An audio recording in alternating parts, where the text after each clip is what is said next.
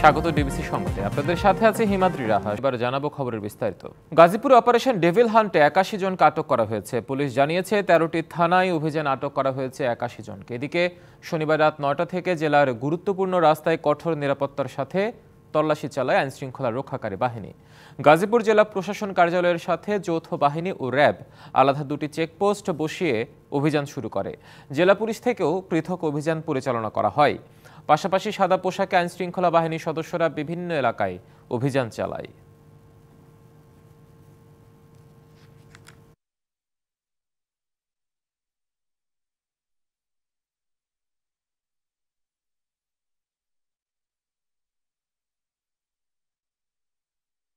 Devil মানে কি? শয়তানের তো টার্গেট এটাই। যারা দেশকে অস্থিতিশীল করার চেষ্টা করে, এই ক্ষেত্রে যারা আইন অমান্য করে, দুষ্কৃতিকারী এবং সন্ত্রাসী, তারা এইটার টার্গেট। গাজীপুরে যারা এই ঘটনা ঘটাইছে তাদের অনেকই আমাদের আইনের আওতায় নিয়ে আসা হয়েছে, অনেকে আইনের আওতায় নিয়ে আসা হয়েছে এবং যাদের আইনের আওতায় আনা হয় নাই তাদেরও খুব তাড়াতাড়ি আইনের আওতায় নিয়ে আসা হবে এবং তাদের যেন সর্বোচ্চ শাস্তি হয় এই ব্যবস্থা করা হবে। স্বাস্থ্য খাতে ব্যয় মেটাতে গিয়ে নাজেহাল সাধারণ মানুষ। আবার রোগীর চাপে প্রত্যাশিত সেবা দিতে পারছে না সরকারি হাসপাতাল। বিশেষজ্ঞরা বলছেন স্বাস্থ্য খাতের সাফল্য কেবল সংখ্যায় বেড়েছে, বাস্তবে তার প্রভাব পড়েনি। প্রাথমিক স্তরে প্রতিরোধ ও প্রচারমূলক স্বাস্থ্যসেবা দেওয়া গেলে রোগীর ব্যয় যেমন কমত, তেমনি আধুনিক যন্ত্রপাতি ও দক্ষ টেকনিশিয়ানের সহজলভ্যতা নিশ্চিত করা সম্ভব হতো।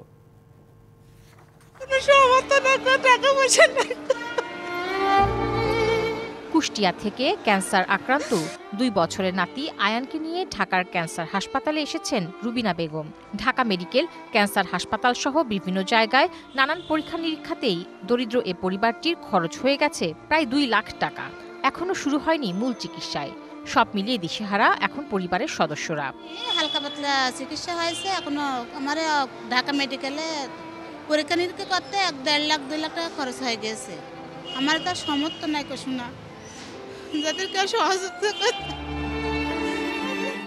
রোগীদের অভিযোগ সময়ের সাথে পাল্লা দিয়ে বেড়েছে চিকিৎসা ব্যয়, কিন্তু বাড়েনি কাঙ্ক্ষিত সেবা। বিশেষজ্ঞরা বলছেন গত ২ দশকে স্বাস্থ্য খাতের অবকাঠামোগত উন্নতি হলেও অব্যবস্থাপনাজনিত কারণে বেড়েছে চিকিৎসা বৈষম্য। রাজনীতিকরণ ও দুর্নীতি তো আছেই। আমাদের একই টেস্ট হসপিটাল বা ডাক্তার চেঞ্জ হলে সেটা রিপিটেডলি করতে হচ্ছে। মেডিসিনের যে পরিমাণ প্রয়োজন তার থেকে বেশি কনজিউম করছে। প্রাইভেট হসপিটাল ডায়াগনস্টিক সেন্টারগুলোতে এখানে কমিশন বাণিজ্য বলে কিন্তু এটা একটা কথা প্রচলিত আছে এবং এটা সত্য। এখানে কমিশনটাকে যদি আমরা বাদ দিয়ে দিতে পারতাম তাহলে কিন্তু যে টাকাটা নেওয়া হচ্ছে আমার আপনার কাছ থেকে, সেই টাকাটা দিয়ে কিন্তু একজন ভালো প্যাথোলজিস্ট, একজন ভালো মেডিকেল টেকনোলজিস্ট, ভালো রিয়েজেন্ট এগুলো কিন্তু করা যেতে পারে এবং ভালো মেশিন দিয়ে আপনি কিন্তু সার্ভ করতে পারতেন না। তারা আরও বলছেন স্বাস্থ্য ব্যবস্থায় প্রতিরোধমূলক পদ্ধতি অবলম্বন জরুরি, তাহলে চিকিৎসকের উপর চাপ কমবে রোগীর। প্রিভেন্টিভ এবং প্রমোটিভ সেইটা করতে পারলে রোগ সৃষ্টি কম হয়।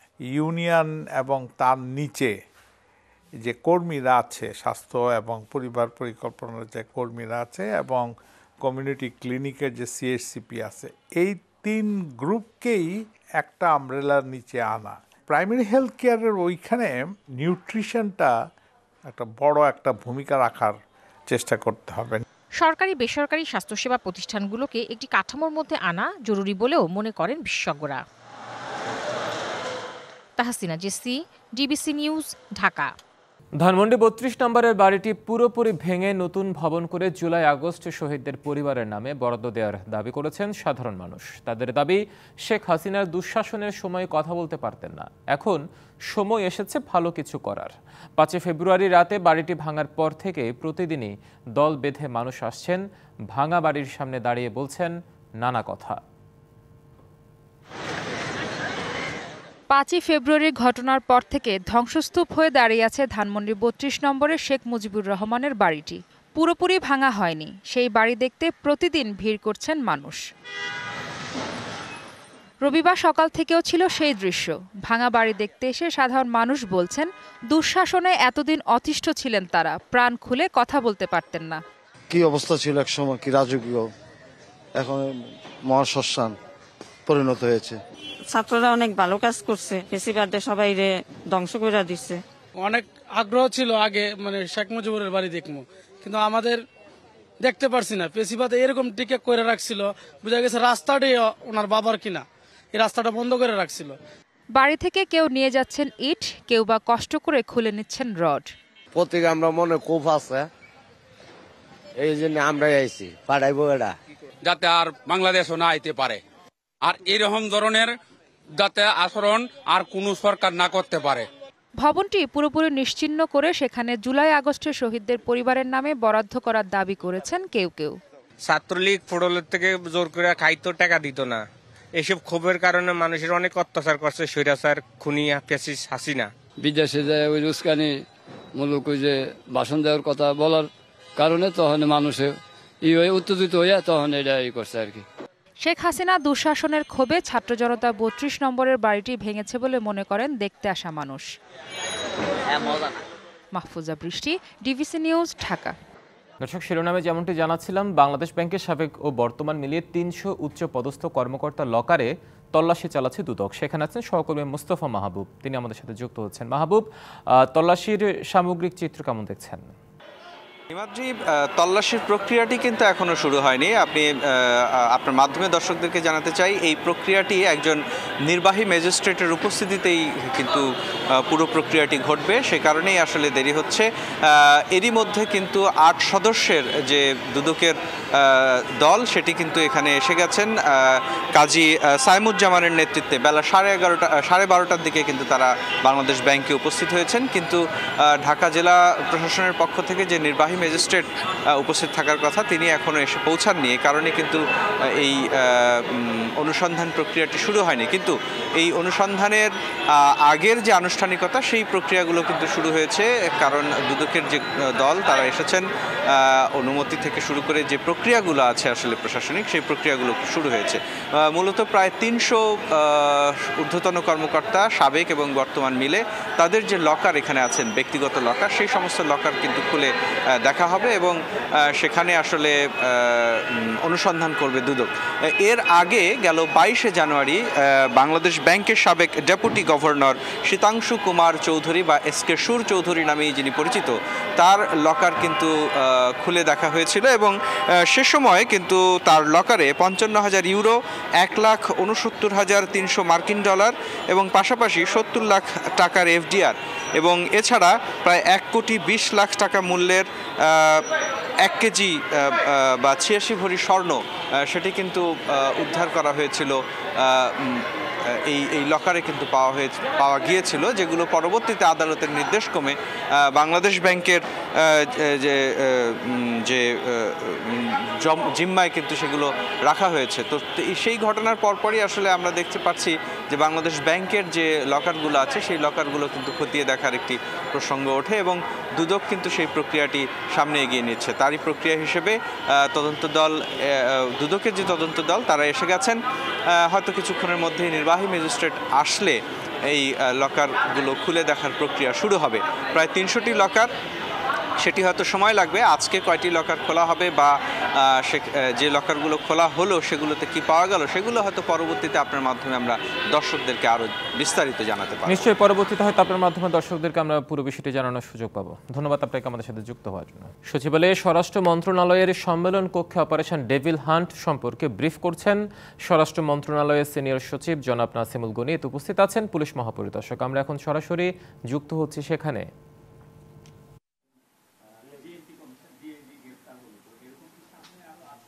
আশা করা যায় ইনশাআল্লাহ। আচ্ছা, আচ্ছা, তারপরে কি এখান থেকে আপনার না ঠিক আছে, তারা কি চাকরিতে বহাল আছে? আচ্ছা, তো এটা শুনুন, একটা জিনিস হলো কি, আমরা প্রথম যেদিন এখানে এসে বসি, স্বরাষ্ট্র মন্ত্রণালয় চালু হয়, সেদিন কোনো পুলিশ ছিল না এই জায়গাটায়। এখন থেকে লোকগুলোর এক জায়গায় করা গেছে, ইউনিফর্ম ছিল না, থানা পুড়াই দিয়েছে, পুলিশ নাই, কিছু নাই। তো এটা তো নর্মাল সিস্টেমে চলতেছে, এগুলো সব ধরা পড়ে। আপনারা তথ্য দিয়ে সহায়তা করেন, আমরা জনগণকে বলেছি সহায়তা করেন, যত ইনফরমেশন আসবে তত হেল্প হচ্ছে আমাদের। আমার ইনফরমেশন যে ওভারলোড থাকে, সেই মানে এইটা সামাল দেওয়াই তো কষ্টকর হয়ে যাচ্ছে, যে কতগুলো অ্যাকশনের জন্য যেতে থাকবো। তা আমরা চেষ্টা করছি আপনারা সহায়তা করবেন ইনশাল্লাহ। তথ্য দিয়ে আপনারা অনেক কিছু জানেন ফিল্ডে, যেটা তো আমরা জানি না, আমাদের কানপত্র ডাইরেক্টলি আসে না, বিভিন্ন ম্যাটার ইয়েতে আসে, সেগুলোতে সহায়তা করবেন, আমরা চেষ্টা করবো ইনশাল্লাহ। হ্যাঁ, যৌথ বাহিনী তো part of the operation is name devil hand, কারণ এই ভারতের সীমান্তরক্ষী বিএসএফ এর গুলিতে নিহত সব শহীদের আত্মার মাগফিরাত কামনায় ও ফারাক্কার ন্যায্য পানির হিস্ আদায়ে চাঁপাইনবাবগঞ্জ অভিমুখে লং মার্চ ও সামাজিক জিয়াফতের আয়োজন করা হয়েছে। সকালে চাঁপাইনবাবগঞ্জের শিবগঞ্জ সরকারি মডেল হাই স্কুলে জিয়াফত উপলক্ষে গরু জবাই করে ভোজের আয়োজন করা হয়। দিনব্যাপী সেখানে নানা আয়োজন করা হয়েছে। এদিকে শনিবার মধ্যরাতে ঢাকার কেন্দ্রীয় শহীদ মিনার থেকে লং মার্চ বের করা হয়। লং মার্চটি দুপুরে চাঁপাইনবাবগঞ্জের শিবগঞ্জ মডেল সরকারি হাই স্কুলে পৌঁছানোর কথা রয়েছে। বাংলাদেশের জনগণ নামে একটি সংগঠন এই লং মার্চ ও সামাজিক জিয়াফতের আয়োজন করেছে। ক্যারিবীয় সাগরে শক্তিশালী ভূমিকম্পের পর সুনামি সতর্কতা জারি করা হয়েছে। রিক্টার স্কেলে এই কম্পনের মাত্রা ছিল ৭.৬। স্থানীয় সময় শনিবার সন্ধ্যায় ৭.৬ মাত্রার ভূমিকম্পে ক্যারিবিয়ান সাগর কেঁপে ওঠে। ভূমিকম্পটি কেমেন দ্বীপপুঞ্জের উপকূল থেকে প্রায় ১৩০ মাইল দূরে হন্ডুরাসের উত্তরে আঘাত হানে। মার্কিন ভূতাত্ত্বিক জরিপ সংস্থা ইউএস জিওলজিক্যাল সার্ভে ইউএসজিএস জানিয়েছে ভূপৃষ্ঠের ১০ কিলোমিটার গভীরে ভূমিকম্পটি আঘাত হানে। মার্কিন সুনামি সতর্কতা সংস্থা জানিয়েছে ক্যারিবিয়ান সাগরে এবং হন্ডুরাসের উত্তরে ভূমিকম্পের পর সুনামি সতর্কতা জারি করা হয়েছে। প্রশান্ত মহাসাগরীয় কেন্দ্র বলছে এর আগে কেমেন দ্বীপপুঞ্জ, Jamaica, Cuba, Mexico, Honduras, Bahama, Belize, Haiti, Costa Rica, Panama, Nicaragua এবং গুয়েতামালার উপকূলে ভূমিকম্পের ৬২০ মাইলের মধ্যে ভূমিকম্পের ফলে বিপজ্জনক সুনামি ঢেউ শুরু হয়। Quake depth recorded at 10 kilometers by German research. Authorities have yet to confirm any damage or সংবাদে এই ছিল এখনকার মতো। ডিবিসি নিউজের সংবাদগুলো পড়তে ভিজিট করুন dbcnews.tv আর ভিজিট করুন ডিবিসি নিউজের ফেসবুক পেজ এবং ইউটিউব চ্যানেল। সঙ্গে থাকুন।